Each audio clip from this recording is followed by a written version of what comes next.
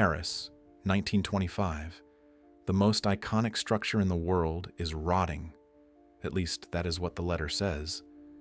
The letter sitting on the desks of 5 of France's most powerful scrap metal dealers, each one hand-selected, each one sworn to absolute secrecy. The letter is printed on official French government stationery. It is signed by the Deputy Director General of the Ministry of Posts and Telegraphs, and it contains an offer that, on the surface, makes complete bureaucratic sense.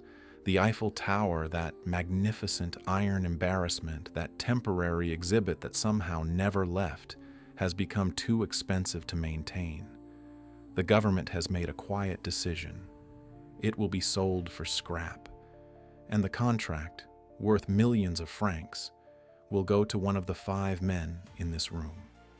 The man delivering this news is immaculately dressed. His posture radiates authority. He speaks with the measured confidence of someone who has spent a career inside government corridors. His name, he tells them, is Robert Miller, Deputy Director General of the Ministry of Posts and Telegraphs. His real name is Victor Lustig, and he has never worked a single day for the French government in his life. What happened in Paris that spring, and then again, impossibly, several months later, is not simply a story about con artistry. It is a story about the architecture of trust, the psychology of greed, and one man's almost supernatural ability to read a room and become exactly what everyone in it needed him to be. Victor Lustig did not just sell the Eiffel Tower, he sold it twice, to different men, in the same city, and walked away from both transactions without a single consequence. To understand how that is possible, you have to understand where Victor Lustig came from. He was born in 1890 in Hostine, a small town in what was then the Austro-Hungarian Empire, in the region that is today the Czech Republic. He was, by every account, a prodigy, not in mathematics or music or science, but in people. He read human beings the way other children read books. He understood from an early age that most people carry inside them a gap between who they are and who they wish they were. And that gap, if you could find it and speak directly into it, was worth more than any amount of brute force or clever planning. By his early 20s, he was working the ocean liners crossing the Atlantic. Those floating cities where old money and new money and desperate money all sat at the same dining tables for days at a time, with nothing to do but talk and gamble and try to impress each other. Lustig was fluent in 5 languages. He had a face that could become whatever a situation required, aristocratic or approachable, distant or warm, official or intimate. He ran card games. He sold fake investment opportunities. He cultivated the persona of a European count with impeccable manners and a gift for making wealthy men feel, in his presence, like they had finally met someone who understood them. The First World War ended his ocean liner operation. Europe was too unstable, too suspicious, too broken for the kind of long-con hospitality that required comfort and leisure. So Lustig moved to the United States, and for the better part of the early 1920s, he worked American soil with the same systematic brilliance he had brought to the Atlantic crossings. He sold a money printing machine, a mahogany box he called the Romanian box, to farmers and businessmen across the Midwest. The device, he explained, used a secret chemical process to duplicate any banknote placed inside it. He would demonstrate by inserting a $100 bill and waiting 6 hours, after which a perfect duplicate would emerge. What the buyers didn't know was that the box had been pre-loaded with 2 genuine bills before the demonstration. By the time the machine produced nothing but blank paper, Lustig was several states away. But the Eiffel Tower was something else entirely. The Eiffel Tower was the masterpiece. He arrived in Paris in the spring of 1925 and checked into the Hotel Crillon, one of the most expensive hotels in the city, because Lustig understood that the environment you place yourself in tells people who you are before you open your mouth. He spent several days reading the newspapers, and what he found in them was his opening. The Parisian press was full of stories about the Eiffel Tower's deteriorating condition. Built in 1889 as a temporary structure for the World's Fair, it had been standing for 36 years, and the maintenance costs were becoming a genuine civic debate. Nobody had yet decided to tear it down, but the conversation was alive and public. Lustig took that conversation and turned it into a government decision. He had official stationery forged. He composed letters on behalf of a ministry that had no knowledge of his existence. He identified 5 scrap metal dealers, men with the capital to make a serious bid and the professional discretion to keep a sensitive government matter quiet, and invited them to a confidential meeting at the Hôtel de Crillon. The meeting was everything theater requires. Lustig arrived with an assistant, a briefcase, and the body language of a man who had 3 other meetings to get to. He explained the situation with calm, bureaucratic gravity. The tower's maintenance costs were unsustainable. The government had made a private decision to sell it for scrap, before public sentiment could complicate things. The men in the room had been selected because of their professional standing and their ability to handle a transaction of this sensitivity without it becoming a press story.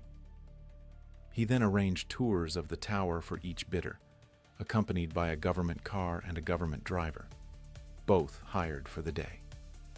He met with each man individually, giving each the impression that he was the frontrunner, that the contract was nearly his, that a small additional gesture of goodwill toward the deputy director might help things along. One man in particular rose to the bait with extraordinary enthusiasm. His name was André Poisson.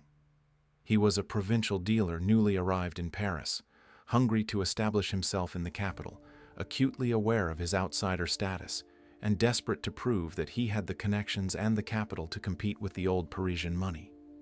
When Lustig, in a private meeting, leaned across the table and hinted, with practiced reluctance, that a small personal payment to a government official of his position was simply how these things were done in Paris, Poisson didn't flinch. He understood. He was a man of the world. He paid. He paid for the tower. He paid the bribe. He handed over a suitcase of cash and walked away with a briefcase full of forged documents that gave him the legal right to dismantle one of the most famous structures on earth.